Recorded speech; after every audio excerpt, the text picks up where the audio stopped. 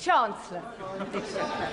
Madam Deputy Speaker, it is my understanding that the Office of Budget Responsibility's Economic and Financial Outlook was released on their website before this statement. This is deeply disappointing and a serious error on their part. The Office for Budget Responsibility have already made a statement taking full responsibility for their breach. Madam Deputy Speaker, we are rebuilding our economy. Over the last 16 months, we have overhauled our planning system to get Britain building, forged new trade deals with the United States, India and the European Union, reformed our visa system to bring the brightest and the best to Britain.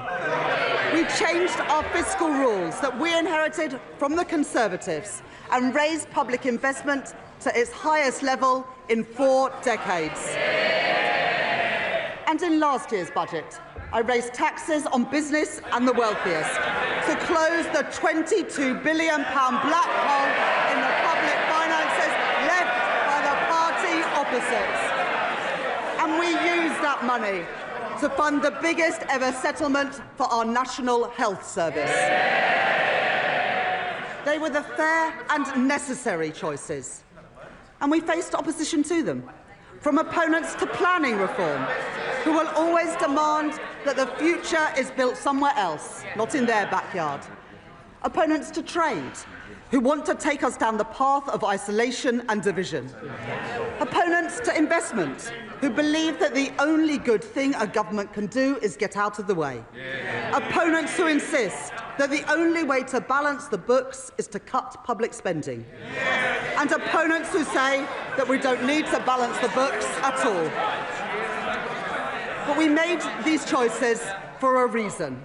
Because after 14 years of Conservative government, working people demanded and deserved change. Investment, not cuts to our public services. Stability for our public finances. The single most important factor in getting the cost of living down. And economic growth, the best means to improve wages, create jobs and support public services. That is what our plan, that is what this government and our Prime Minister are all about. Today's budget builds on the choices that we have made since July last year. To cut NHS waiting lists, to cut the cost of living, and to cut debt and borrowing. No doubt we will face opposition again, but I have yet to see a credible or a fairer alternative plan for working people. These are my choices, the right choices for a fairer, a stronger and more secure Britain. Order. Far too much noise, and I expected so much better from you, Dr. Luke Evans. You're meant to be a leader in your community. Simmer down, Chancellor. I'm happy for them to shout as much as they like, Madam Deputy Speaker, as long as they do it from the opposition benches where they can't cause any more damage.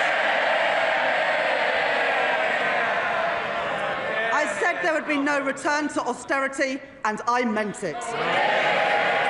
This budget will maintain investment in our economy and in our National Health Service. I said I would cut the cost of living, and I meant it. This budget will bring down inflation and provide immediate relief for families. I said I would cut debt and borrowing, and I meant it. Because of this budget, borrowing will fall as a share of GDP in every year of this forecast. Our net financial debt will be lower at the end of the forecast than it is today, and I will more than double the headroom against our stability rule to £21.7 billion, meeting our stability rule and meeting it a year early. These are my choices, not austerity, not borrowing, not turning a blind eye to unfairness. My choices are a budget for fair taxes, strong public services and a stable economy. That is the Labour choice. Growth is the engine that carries every one of our ambitions forward, through stability, investment and reform.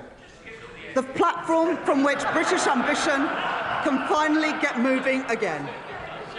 Because growth doesn't just appear out of thin air.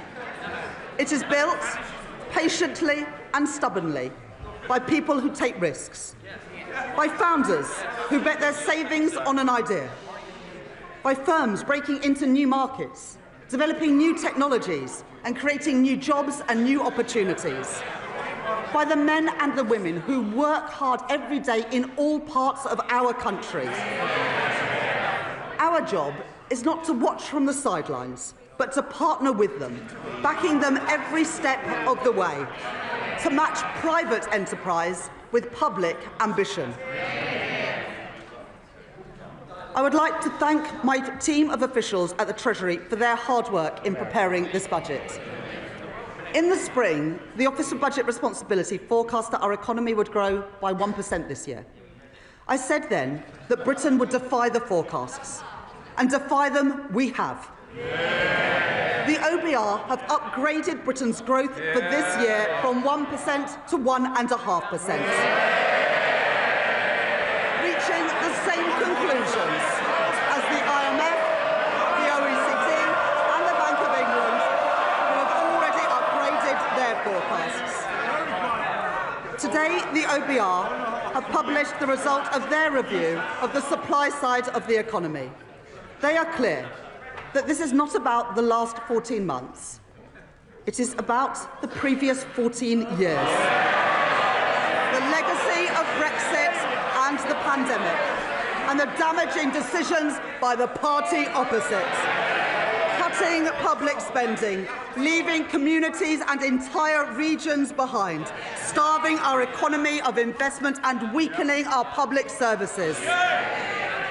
As a result of their review, the OBR are reducing their expectations for productivity growth by 0.3 percentage points to 1% by the end of the forecast. They say today, and I quote, "Real GDP is forecast to grow by 1.5% on average over the forecast due to lower underlying productivity growth. There is an impact on our public finances too. The OBR say that their productivity forecast will mean £16 billion less in tax receipts by 2030. These forecasts are the Tories' legacy, not Britain's destiny.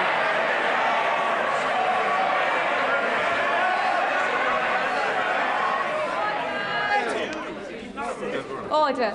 It is very hard to hear the Chancellor over all the shouting. And Mr. Holmes, you promised me yesterday you were going to be on top behaviour in the first few minutes. Chancellor. We beat the forecasts this year and we will beat them again. By boosting trade, not blocking it. By increasing investment, not cutting it. By championing innovation, not stifling it. By backing working people, not making them poorer. Brick by brick, we've been building our economy.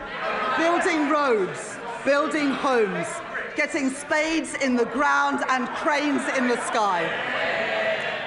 Growth begins with the spark of an entrepreneur. Half of new jobs in Britain are created by scale-up businesses, and we want those jobs created here, not somewhere else. Our job is to make Britain the best place in the world to start up, to scale up and to stay. So we're widening eligibility for our enterprise incentives, so scale-ups can attract the talent and the capital that they need. Expanding the enterprise management incentive so more companies can offer tax-relieved share options. Re-engineering our enterprise investment and venture capital trust schemes so they don't just back early-stage ideas, but stay with companies as they grow. Introducing UK listings relief, a 3-year exemption from stamp duty reserve tax for companies who choose to list here in Britain. And to continue this work, I am launching a call for evidence on how our tax system can better back entrepreneurs, and a targeted review with founders and investors at the heart to make the UK an even more attractive place to grow your business. We are sending a simple message to the world. If you build here, Britain will back you. And our retail investment system should do the same. The UK has some of the lowest levels of retail investment in the G7. And that is not only bad for business, who need that investment to grow, it's bad for savers too. Someone who has invested £1,000 a year in an average stocks and shares ISA every year since 1999 would be £50,000 better off today if they'd put that same money into a cash ISA. And so from April 2027, I will reform our ISA system, keeping the full £20,000 allowance while designating 8,000 of it exclusively for investment, with over 65s retaining the full cash allowance. And thanks to our changes to financial advice and guidance, banks will be able to guide savers to better choices for their hard-earned money. Over 50% of the ISA market, including Hargreaves Lansdown, HSBC, Lloyds, Vanguard and Barclays, have signed up to launch new online hubs to help people invest here in Britain. At this budget, consistent with the commitments in our corporate tax roadmap, I will retain our competitive corporation tax rate, the lowest in the G7, and retain our generous full expensing offer for business investments. I will also introduce a new 40% first-year allowance so that businesses can write off more of the cost of their investment up front, while reducing main rate writing down allowances in line with fiscal constraints. Private investment is the lifeblood of economic growth, but growth needs public investment too. When faced with challenges, previous chancellors have chosen to decrease, delay or cancel capital spending. But low investment is the cause of our productivity problem, not the solution. So my choice is not cuts, not stagnation, but to maintain the additional £120 billion of investment that I provided at the spending review. In transport, to link our towns and our cities, energy infrastructure to power our businesses, and housing, so people can live near good jobs, paying decent wages and growing businesses. That is the Labour choice. I'm grateful to the Financial Secretary to the Treasury for his work in driving our growth agenda forward. As we allocate investment for the infrastructure that is the backbone of economic growth across our country, today I will commit investment for the Lower Thames Crossing. And we're continuing to drive investment in city-region transport, in the Midlands Rail Hub and the Transpennine Route upgrade, along with our commitments to the Northern Growth Corridor, including Northern Powerhouse Rail. It is this Labour government that has overhauled our planning system, and I will today provide further funding to increase planning capacity through a new skills offer, as called for by the British Chamber of Commerce and the Confederation of British Industry. It is this Labour government that has invested in nuclear power, in Sizewell C and in Culham. We are taking forward our commitment to slash electricity prices for thousands of manufacturing businesses, as Make UK and many others have called for. And today I'm pleased to welcome John Finkelton's report, an ambitious plan to cut the red tape that has tied our nuclear industry in knots for decades. And within 3 months we will set out our plan for delivering his recommendations. We are proud of our industrial heritage, and we are determined to build the industry of the future so that we buy, make and sell more here in Britain. That's why, as we increase defence spending, we are investing in Portsmouth, in Barrow and in Plymouth. And I'm pleased to be supporting Team Derby, an initiative to drive growth in one of our defence industry hubs. It's why we stepped in to save British Steel in Scunthorpe and invested in Sheffield Forge Masters. And it's why we've changed government procurement so we can buy British when it is crucial to our national security. For steel, for shipbuilding, and today for AI, driving innovation and building that great industry here in Britain. Yeah. But it's not just what we invest that matters, it's how we invest. Putting money and power back in the hands of local and regional leaders.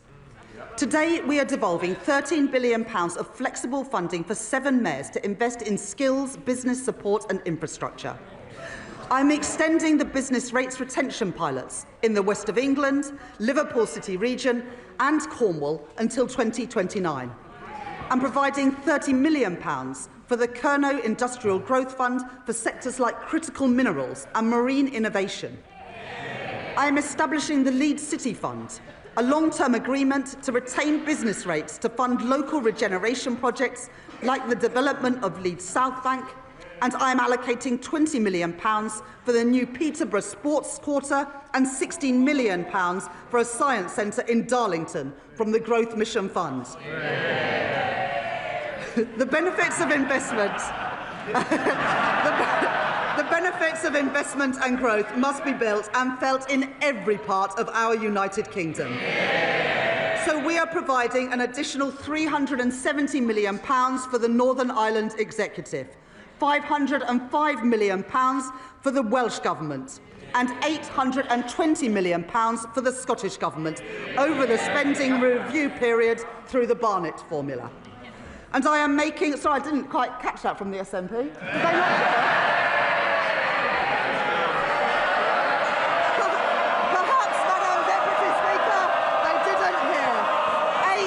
£120 million for the Scottish Government over the spending review period because Anna Sawa asked us to. Yeah.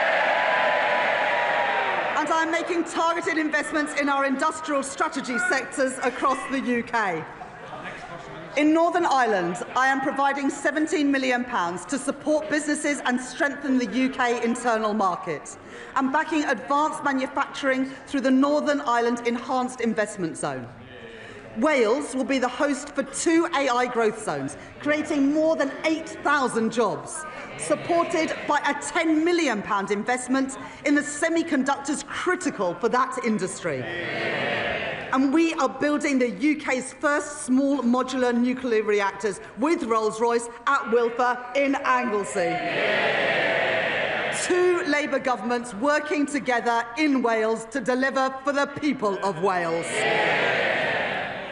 And in Scotland, I'm committing over £14 million for low-carbon technologies in Grangemouth, £20 million to renew infrastructure at Inchgreen in Inverclyde, and £20 million to redevelop Kirkcaldy Town Centre and Seafront, with construction starting next year. Yeah. And that's on top of the UK's biggest ever warship export deal with the Norwegian government to build frigates in Glasgow. Supporting 4,000 jobs, investment opposed by the SNP, jobs opposed by the SNP, defence opposed by the SNP, but secured by this Labour government. A growing economy needs strong foundations of economic stability, with borrowing, inflation down and investment up. That is good for business, and it is good for working people, so they have more money in their pockets. Economic stability, safeguarded by ironclad fiscal rules, is our best defence against rising prices and the best way to improve living standards. We've all seen the alternative. 3 years ago, in their clamour to cut taxes for the richest, the Tories under Liz Truss crashed the economy and sent mortgage rates spiralling and brought pensions to the brink.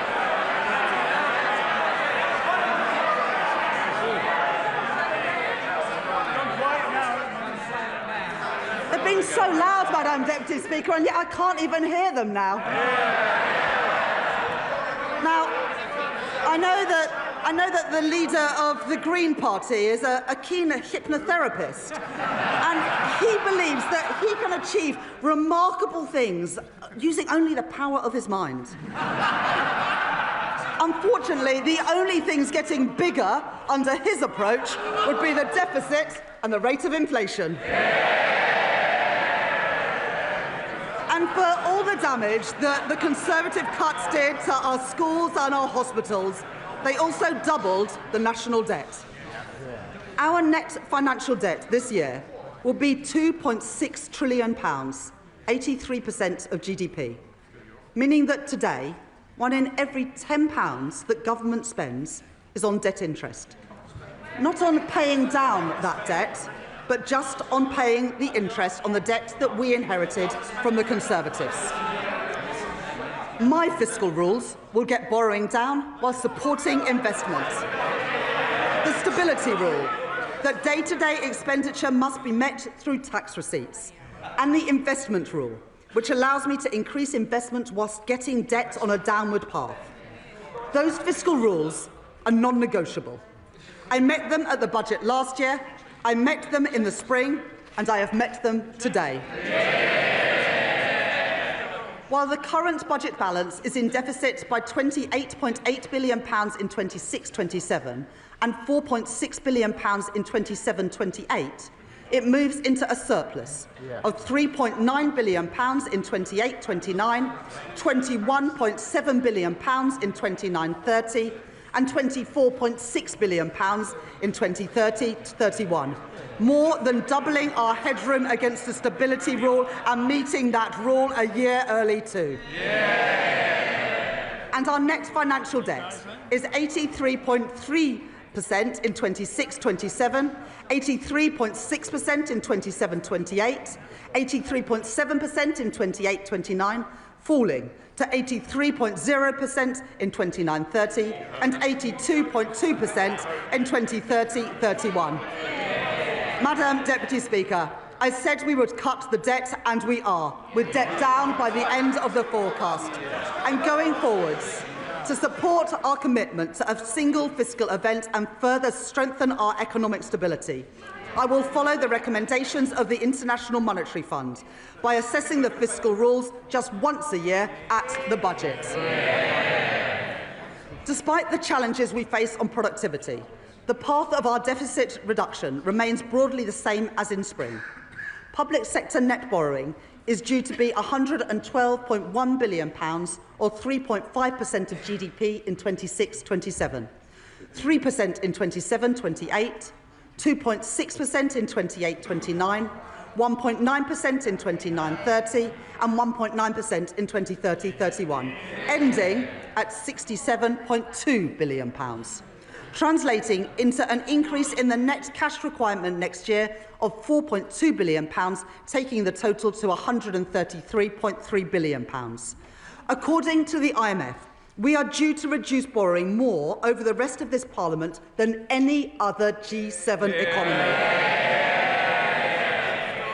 The Conservatives crashed the economy, we are protecting it. The Conservatives lost control of debt, we are getting debt down. The Conservatives let inflation and interest rates go through the roof. But, Madam Deputy Speaker, since Labour took office, the Bank of England have cut interest rates 5 times. I've made my choices. Not reckless borrowing, not dangerous cuts, but stability for our economy, security for our public finances, and security for family finances too. Those are the Labour choices. Madam Deputy Speaker, Tory austerity left classrooms crumbling and waiting lists sky high, weakened our productivity and choked our economic growth. And now they propose a further £47 billion of cuts to our public services. Well, that is equivalent to cutting every police officer in our country twice over. And then there is Reform, who promise more than £100 billion of cuts, with no details of where those cuts will come from or who will pay for them. A recipe for devastating damage to our public services. People voted for Labour because they wanted roads that aren't full of potholes. They want police on our streets, and they want an NHS that is there when they need it. And we're delivering that. Waiting lists down by 230,000. And not just the 2 million additional appointments we promised, but an additional 5.2 million appointments already delivered since the general election. I joined the Labour Party almost 30 years ago because I could see that the Conservative government that I grew up under didn't care much about schools like mine. Textbooks were rationed. I know that many of you weren't at schools like mine. There is far too much noise, far too much excitement. People need to calm down a little. Chancellor. They don't want to hear what the Tories did to schools like mine, but I will tell them. Textbooks rationed, libraries closed, kids herded into porter cabins in the playground, and I came into politics to change that.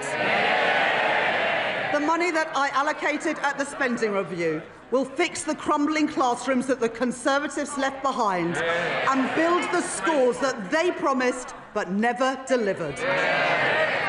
And today, thanks to representations from my honourable friends, the members for Wolverhampton North East and Leeds South West and Morley, I will provide £5 million for libraries in secondary schools, building on the £10 million commitment to ensure that every primary school has a school library within this Parliament. And thanks to representations from my honourable friends, the members for Bournemouth East and from Luton North, I am providing £18 million to improve and upgrade playgrounds across England. Madam Deputy Speaker, let there be no doubt that this is a government that is on the side of our kids and who will back their potential. I will not allow the legacies of Conservative neglect to stain our society. Last year, I made changes to the Mine Workers Pension Scheme to ensure that its members receive the fair pensions that they are owed. This year, with thanks to the Minister for Pensions for all his work in this subject, I can go further. I have heard representations from Labour Coalfield MPs, including my honourable friends, the members for Bassetlaw, Blythe and Ashington, Barnsley South, Mansfield and Llanelli. And today I can announce that I will transfer the Investment Reserve Fund of the British Coal Staff Superannuation Scheme to its members. The men and the women who worked in our coal industry get a fair deal in their retirement too. And more. Having heard representations from my honourable friends, the members for Banbury and the member for Edinburgh South West, I will index for inflation on pensions accrued before 1997 in the Pension Protection Fund and the Financial Assurance Scheme, so that people whose pension schemes became insolvent, no fault of their own, no longer lose out as the result of inflation. Last year, I also provided funding to compensate the victims of the infected blood scandal, after the previous government failed to budget for the costs of compensation.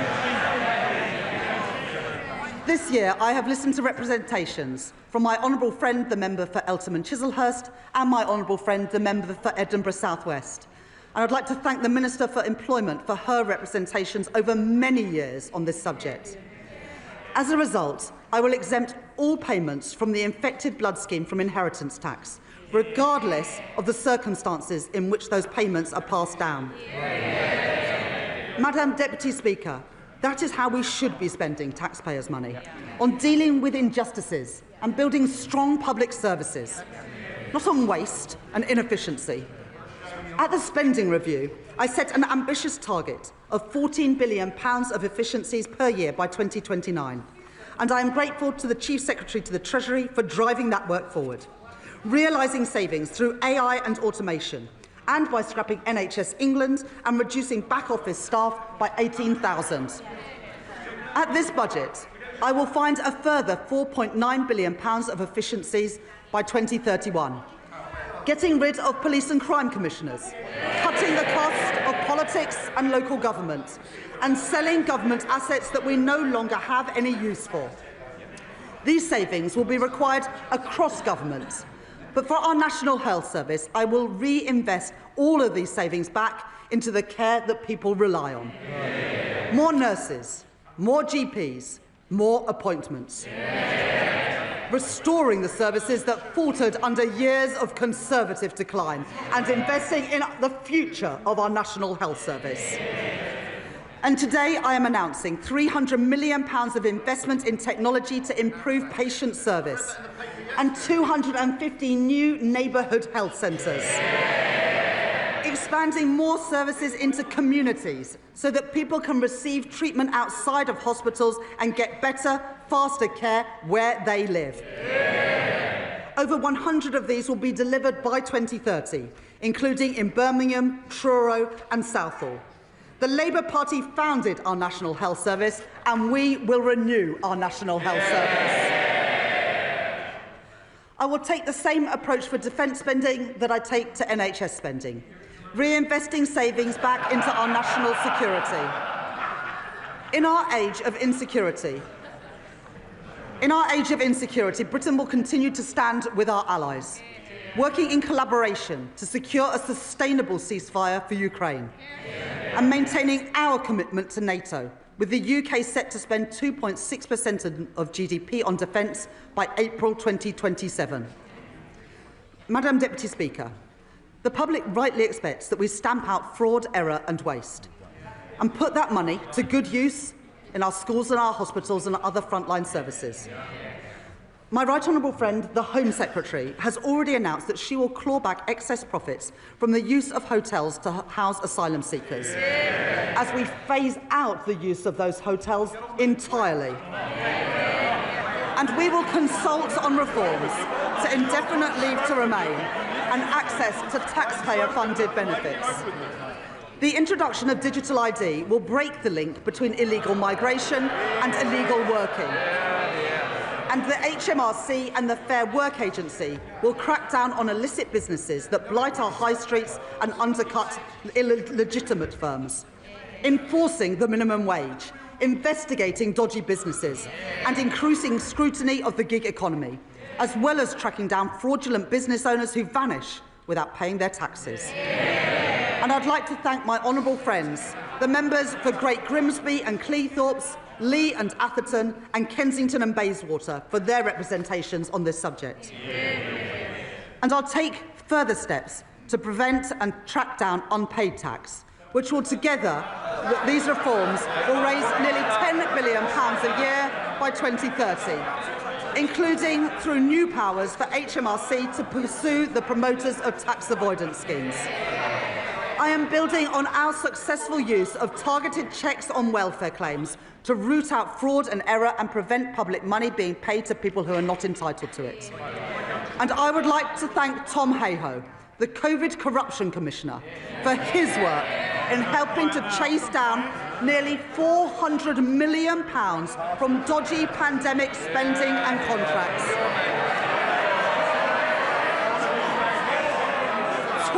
Contracts handed out by Tory ministers to Tory peers and Tory friends. Well, that money belongs in our schools and in our hospitals. It is so noisy now, we can barely hear the Chancellor. Everybody needs to calm down. Chancellor. Well, I wouldn't want any honourable member to miss this. So we are chasing down that money, and we've got almost £400 million back from dodgy pandemic spending and contracts. Tory contracts handed out by Tory ministers to Tory peers and Tory donors.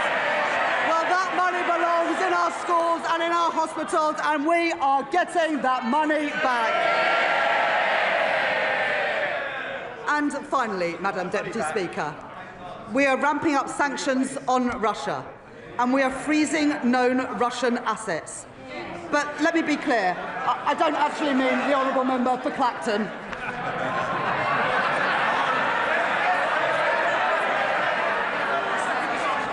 Under the Conservatives... Order.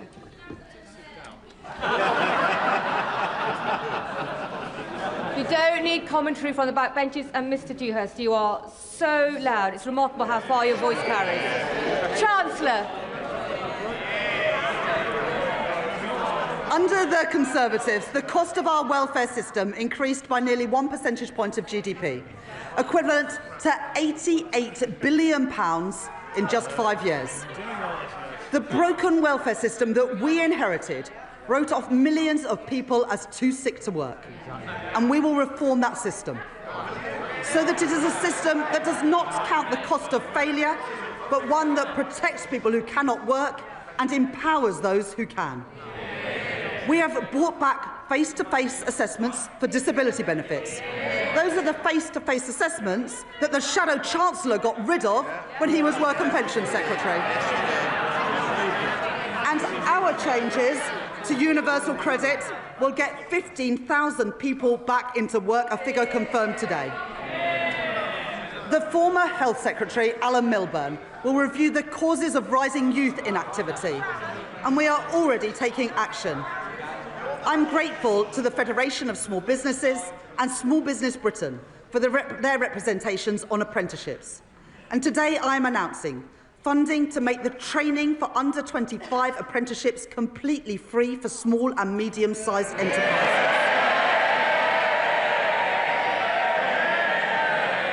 And funding our new youth guarantee, providing £820 million over the next 3 years to give young people who are let down by the Conservatives the support and the opportunity that they deserve. Guaranteeing every young person a place in college, an apprenticeship or personalised job support. And after 18 months, 18 to 21-year-olds will be offered paid work, not benefits. The Motability Scheme was set up to protect the most vulnerable, not to subsidise the lease on a Mercedes-Benz. And so I am making reforms that will reduce generous taxpayer subsidies, and Motability have confirmed that they will remove luxury vehicles from their scheme, getting the scheme back to its original purpose of offering cost-effective leases to disabled people. And taxpayers' money should not be spent on pensions for people abroad, who only lived here for a couple of years and may never even have paid a penny in tax. The Conservatives allowed thousands of people living abroad to buy their way into the state pension for as little as £3.50 a week, debasing the purpose of our pension system. And so I will abolish access to Class 2 voluntary national insurance contributions for people living abroad, increasing the time that someone has to live or work in Britain to 10 years and increasing the contributions that they must pay. These reforms improve our welfare system, they support our young people, protect those who need it most, and put an end to Conservative waste and unfairness. Madam Deputy Speaker, to break the cycle of austerity, we need a fair and a sustainable tax system, one that generates revenues to fund the public services that we all use, and supports investment to grow our economy. That does mean that today I am asking everyone to make a contribution. The previous Conservative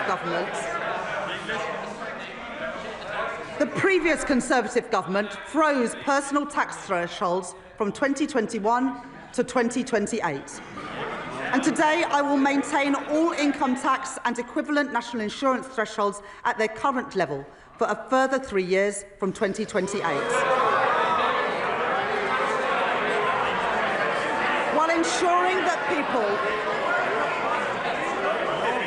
Order! The noise is far too high. Chancellor. The Right Honourable Lady supported these freezes when her party made them. She might want to forget about it, but the British people never will. At the same time, we are ensuring that people only in receipt of the basic or new state pension do not have to pay small amounts of tax through simple assessment from April 2027. I will also keep the Plan 2 student loan repayments threshold at its 2026-27 level for 3 years. Madam Deputy Speaker, I know that maintaining these thresholds is a decision that will affect working people. I said that last year, and I won't pretend otherwise now. Madam Deputy Speaker, I am asking everyone to make a contribution, but I can keep that contribution as low as possible because I will make further reforms to our tax system today to make it fairer and to ensure that the wealthiest contribute the most. The Conservatives knew that our tax system didn't work.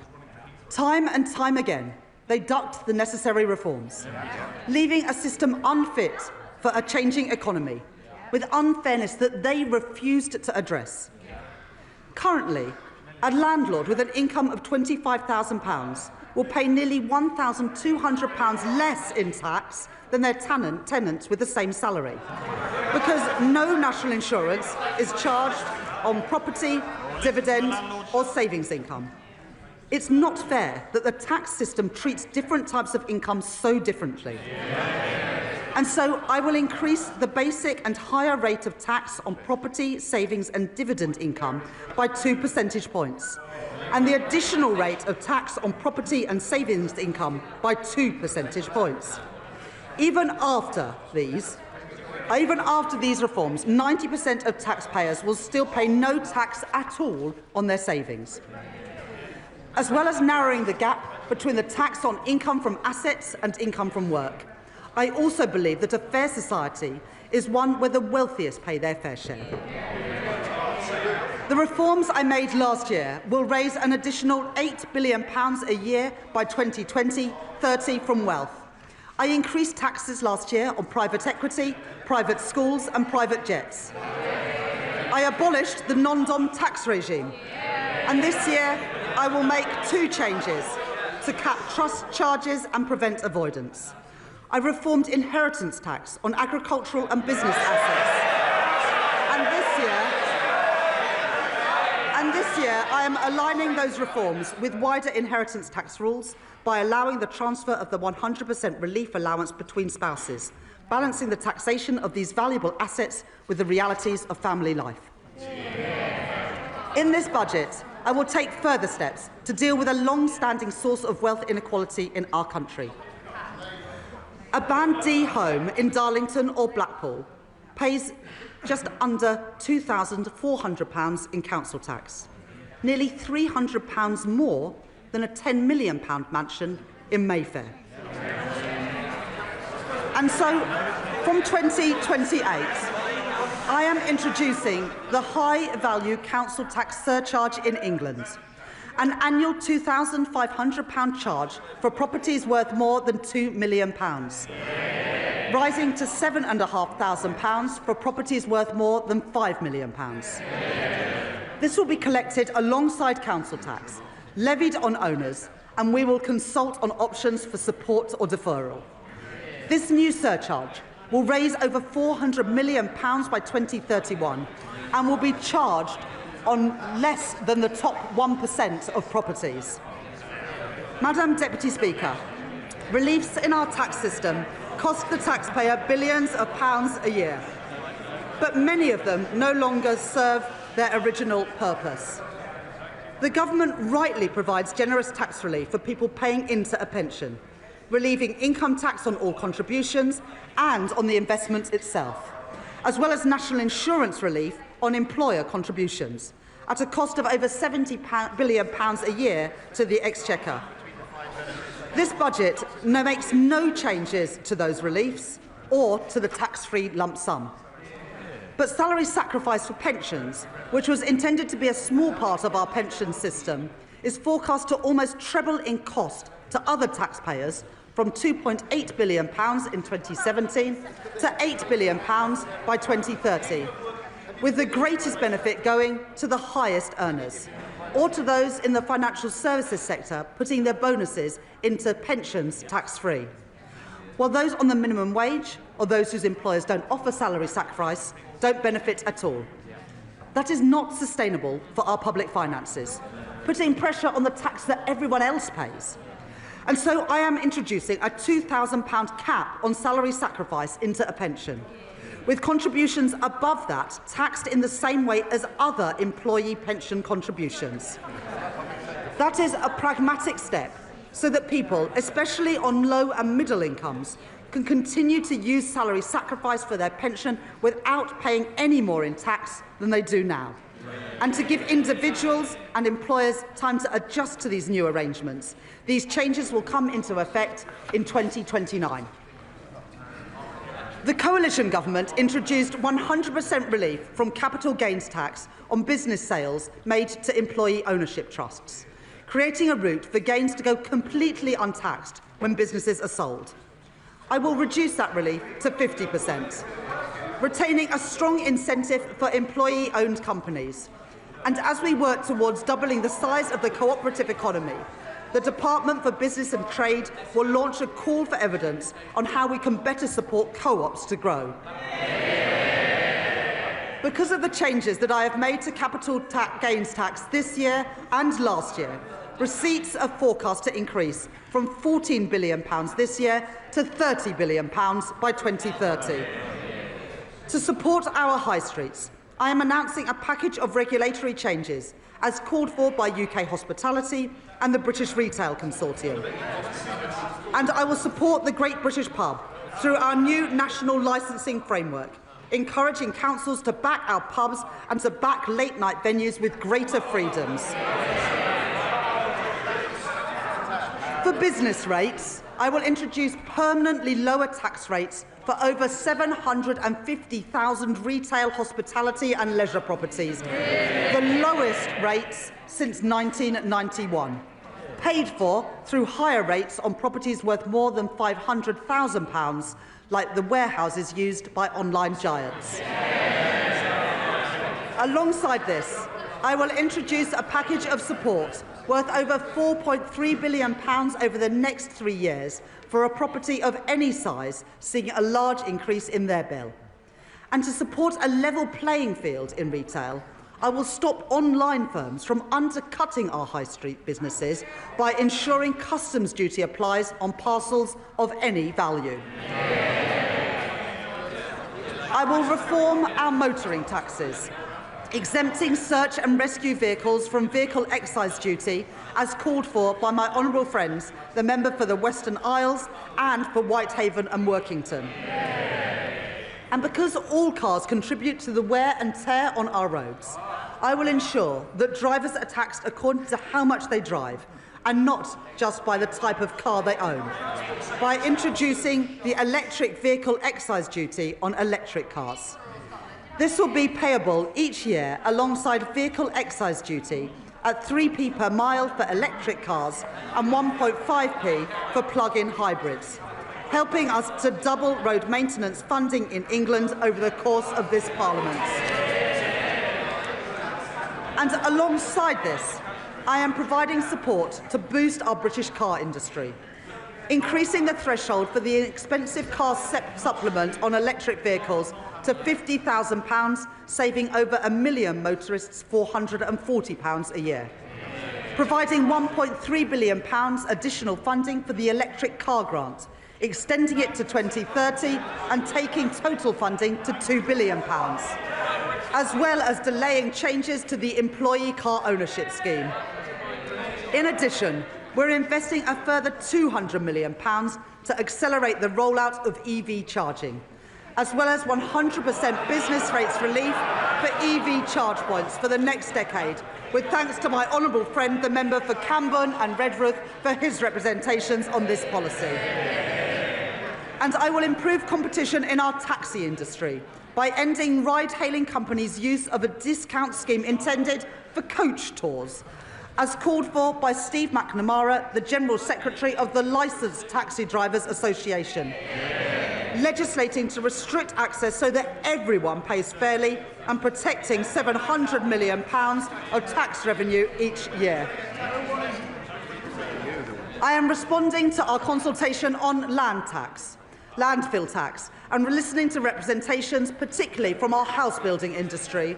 I will not converge towards a single rate, but I will prevent the gap between the two rates from widening to balance the need to address tax avoidance in the current structure. I will today publish Ray McCann's report into the loan charge along with the government's response, setting out a new settlement opportunity that will finally allow people to finalise their position and draw a line under this long-standing issue. And I'd like to thank my honourable friend, the member for Milton Keynes Central, for her representations on this subject. I will continue with the planned uprating for tobacco duties that I set out last year and uprate alcohol duties by inflation, along with our plans to introduce a vaping products duty in 2026 and changes to the soft drinks industry levy announced by my right honourable friend, the Health Secretary, yesterday. And I'd like to thank the Exchequer Secretary to the Treasury for his work on all the tax measures in this budget. I will also reform gambling taxes in response to the rise in online gambling. Remote gaming is associated with the highest levels of harm. And so I am increasing remote gaming duty from 21% to 40%. With duty on online betting increasing from 15% to 25%. I am making no change to the taxes on in-person gambling or on horse racing. And I am abolishing bingo duty entirely from April next year. Taken together, my reforms to gambling tax will raise over £1 billion per year by 2031. As a result of the tax reforms I have made today, I can confirm that I will not be increasing national insurance, the basic, higher or additional rates of income tax or VAT. And I have kept everyone's contribution as low as possible through reforms to make our tax system stronger, closing loopholes, ensuring that the wealthiest pay their share, and building a tax system that is fairer for the future as our economy changes. On the day I became Chancellor, I said that I would judge my